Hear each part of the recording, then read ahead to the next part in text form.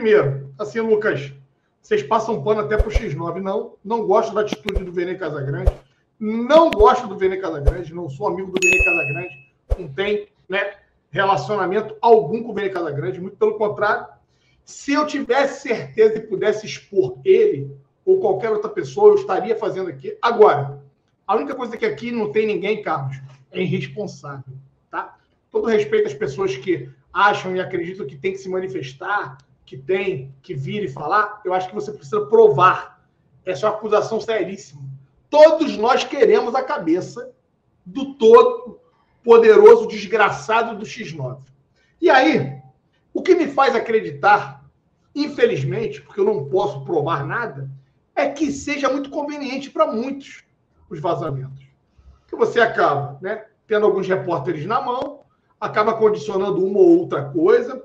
Agora eu vou falar rapidamente. Aqui não é um canal de pessoas inconsequentes, de irresponsáveis. Se vocês querem por mais isso, que possa parecer, né? De vez em quando. por mais que muitas vezes pareça e tudo, mas busquem outras opções, outras oportunidades, vocês encontrarão por aí. Esse é o primeiro recado. Segundo recado, eu já falei isso outras vezes e vou falar de novo. De novo. Se a alta cúpula do Flamengo está cagando para os vazamentos, e esses vazamentos não é algo que está acontecendo do dia para a noite. Pelo amor de Deus. Essa porra acontece há anos.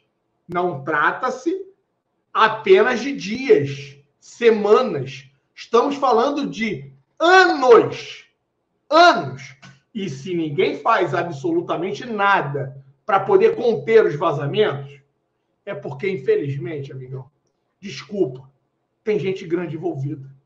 É importante que vocês saibam disso.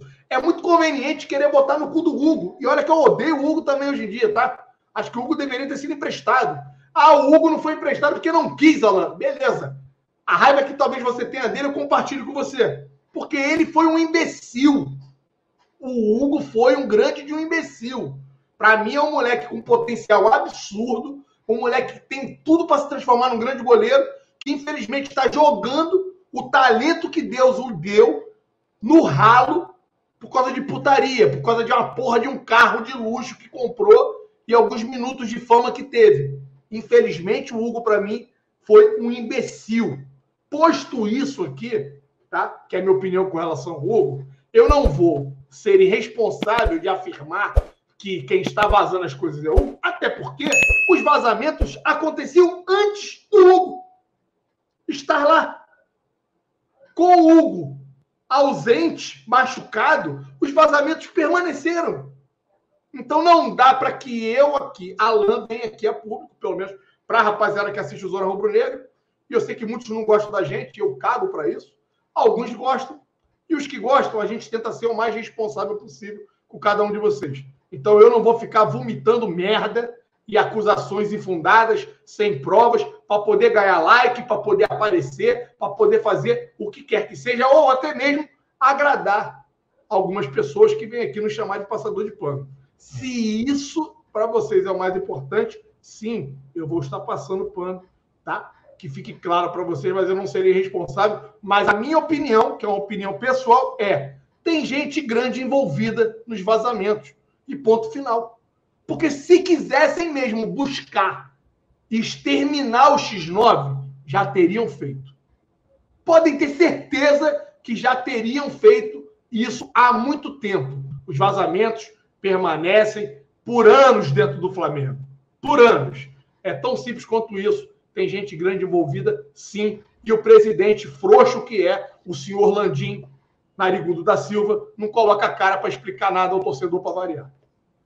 Só para complementar, assim, eu tenho sérias restrições ao Vene, não pelo trabalho em si dele, eu acho ele um baita jornalista, ele consegue, desses que cobrem Flamengo aí, ele é um dos que tem mais credibilidade, o cara acerta quase sempre, é difícil ele errar, né? Então, assim, acho que para notícias do clube é uma fonte importante, acho que é um cara que faz o trabalho dele bem feito.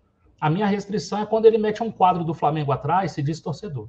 Aí eu acho que um pouquinho menos. Porque eu acho que se ele fosse torcedor mesmo, ele não faria o que ele faz. Né? Ele não faria algumas coisas que ele faz.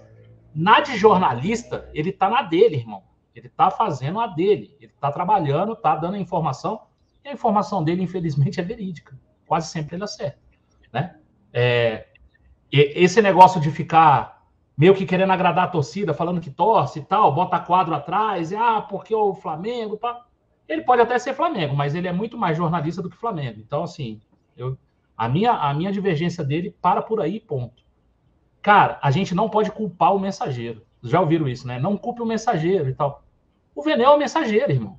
O problema não tá no Vene, na boa. O problema não tá no Vene. O problema tá dentro do Flamengo há anos. Há anos isso acontece. E uma coisa que o Alan falou, Renan, e eu queria ouvir sua opinião, e assim, depois que o Alan falou, eu falei, porra, é verdade. O Flamengo simplesmente ignora essa questão do vazamento das informações solenemente. O Flamengo nunca veio a público falar um A sobre essa questão de vazamento de informação, né? A gente está vendo aí pela segunda vez um técnico reclamando, né? Primeira vez o Domi, agora o Vitor Pereira. Mas da diretoria mesmo, é engraçado, né? Você ter ali suas informações vazadas a todo tempo, não causar uma indignação e nem um trabalho interno, né? Porque se tivesse um trabalho interno, primeiro que a gente ficaria sabendo, né? Porque tudo vaza no Flamengo, e segundo que eu acho que já teriam encontrado o famoso X9, né? Cara, isso daí é mais uma assinatura de um modelo de gestão amadora ali do futebol, né, cara? Porque assim, vamos lá. Vamos olhar para aquilo que a nossa gestão de futebol acredita ali para gerir o futebol. Ela negligencia a psicologia esportiva, ela desacredita um pouco da preparação, do tempo de preparação, tanto que ela concede 50 dias de férias, quando poderia ter concedido o que a lei obriga. E muito provavelmente o vazamento é um erro ali, é um problema que não deve ter tanta relevância assim a ponto de prejudicar o desempenho esportivo. Só que tem muita relevância. E aí, cara, assim, vamos lá. De todos os males, pelo menos negligência existe, né? Porque pode ser negligência, pode ser até alguma parada mais arquitetada mesmo, no sentido de você ter um jornalista próximo de você ali para vender alguma agenda positiva da diretoria. Mais uma vez, isso não é nenhum tipo de afirmação, mas isso é uma possibilidade que você precisa tratar como uma hipótese real diante da realidade que está à disposição da gente. A gente tem que olhar para o cenário, entender que é um problema de longo prazo. O que está a longo prazo no Flamengo? Nem todos os jogadores estão a longo prazo, alguns chegaram depois que os vazamentos começaram, mas o que está a longo prazo ali é a gestão e as pessoas que a gestão escolhe para conduzir o futebol, né? Então a gente vai botar nesse mesmo cesto, a gente vai colocar departamento médico, muita gente saiu, muita gente ainda continua, mas a hierarquia mais alta do departamento médico segue lá. A gente vai ver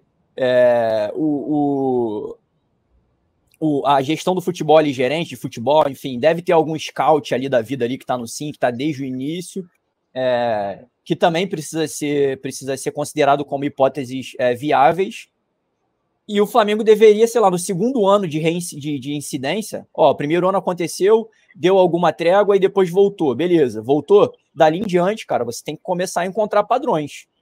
Quando que acontece, qual é o método que acontece, quais são as pessoas que estavam nas duas circunstâncias ali que podem estar agora.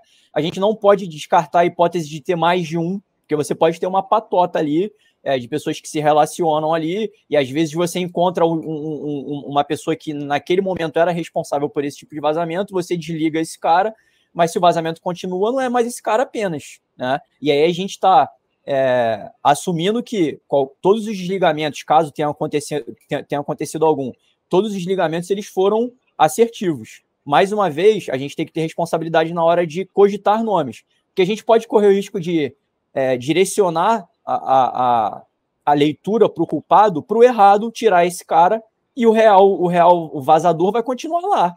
Ainda vai continuar com mais conforto, porque agora você, teoricamente, para o público geral, você limpou do teu ecossistema quem estava fazendo esse vazamento. E aí o cara vai começar a ter um pouco mais de tranquilidade para continuar com isso. Cara, assim, é até difícil de você pensar, Marcão, do porquê dessa inércia, cara.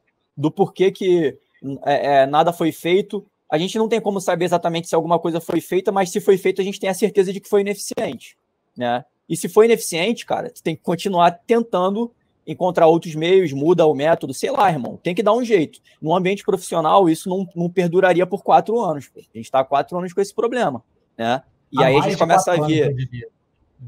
então, há mais de 4 anos. Nos anos em que a gente foi campeão, os vazamentos aconteceram. Vamos lá. Quais anos que a gente foi mais campeão, né? 2019 e a gente em 2022. Em 2019 você tinha um cara que tinha a chave do CT, em 2022 você tinha um cara que não mexia no time. Então eu podia vazar essa informação tranquilamente de casa. Eu ia falar, não, o Flamengo vai jogar no Campeonato Brasileiro com essa escalação e nas Copas com essa eu ia acertar tudo. Agora, hoje, é muito mais improvável. A gente vê o Flamengo jogando agora com 3 zagueiros, às vezes são 4 zagueiros, troca goleiro, que é uma parada altamente contraintuitivo, você achar que vai trocar um goleiro de um jogo para o outro, sabendo que um está melhor do que o outro, mas ainda assim o outro volta, e você acertar isso. Então, assim, é bizarro, cara, é bizarro.